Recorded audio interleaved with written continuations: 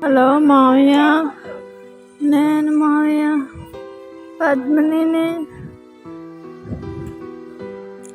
పెళ్ళి చేసావు కదా మావయ్య, నేను బాగుంటానని 2 లక్షలు ఇచ్చి నాకు పెళ్ళి చేసావు కదా మావయ్య. నువ్వు నన్ను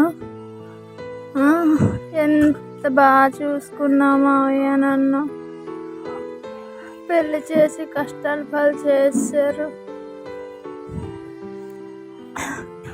పెళ్ళైన దగ్గర నుంచి జరిగిన గొడవలన్నీ నీకు తెలుసు, కానీ మొన్న జరిగిన గొడవ నీకు తెలియదు కదా. అందుకే అది చెప్దామని రికార్డ్ చేస్తున్నాను. రైస్ షాప్ పెడతాను అని చెప్పేసి ఒంట్లో ఉన్న బంగారం, నా మెడలో ఉన్న బంగారం మొత్తం తాకట్టు పెట్టేసి షాప్ పెట్టాడు మావయ్య. ఆ షాప్ పెట్టిన దగ్గర నుంచి రోజు గొడవలే మావయ్య, రోజు కొట్టడం తిట్టడమే మావయ్య. మీ అమ్మారింటి దగ్గర నీకున్న నీ వాటా నువ్వు అమ్మేసి తెచ్చేసుకో, నాకు ఇచ్చి నేను బిజినెస్ ఎక్స్పాండ్ చేసుకోవాలి అని దగ్గర 15 రోజుల నుంచి నాతో గొడవ మావయ్య. ఒకరోజు ఉండలేక తిరగబడ్డాను మావయ్య. నాకే ఇచ్చేస్తే నా వెనకాల నా చెల్లి పెళ్ళికుంది, దానికి ఎవరెత్తారో అయినా దానికే ఇల్లు లేదు, వాళ్ళకే ఇల్లు లేదు, అమ్ముకునే పరిస్థితి వచ్చింది అని తిరగబడ్డాను మావయ్య. ఆ తిరగబడ్డానని నన్ను శుభ్రంగా బెల్ట్తో కొట్టేసి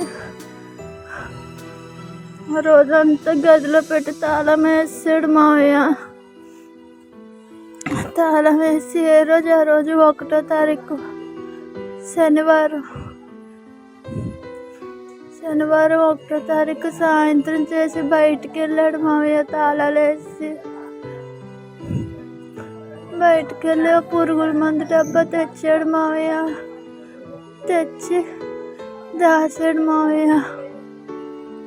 9:30 టైంలో నేను పిల్లలకి అన్నం అది తినిపించి పడుకోబెట్టేసి నేను కూర్చుంటే నన్ను పిలిచాడు మావయ్య. నన్ను పిలిచి ఈ మందు నువ్వు తాగుతావా, పిల్లలకు పట్టియాలా అనేసి చాలా ఇబ్బంది పెట్టాడు మావయ్య.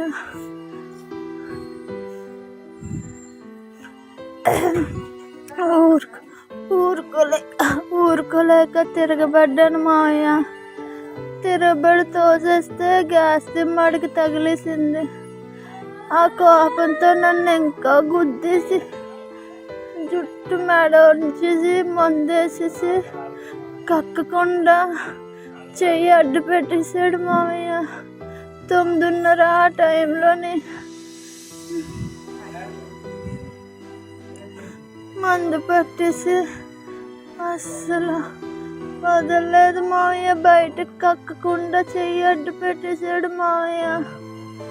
అడ్డు పెట్టేసి ఆ మందు సగం పూర్తిగా తాగేసాక అప్పుడు తీసాడు మావయ్య.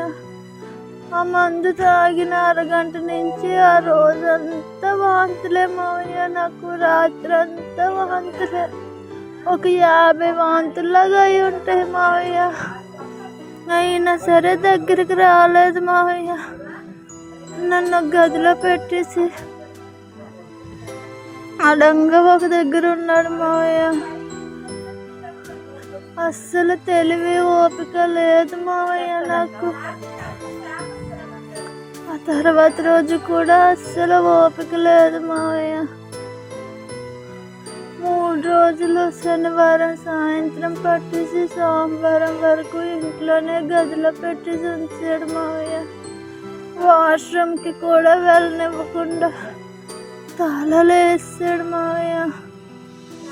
చచ్చిపోతాను అనుకున్నాడేమో.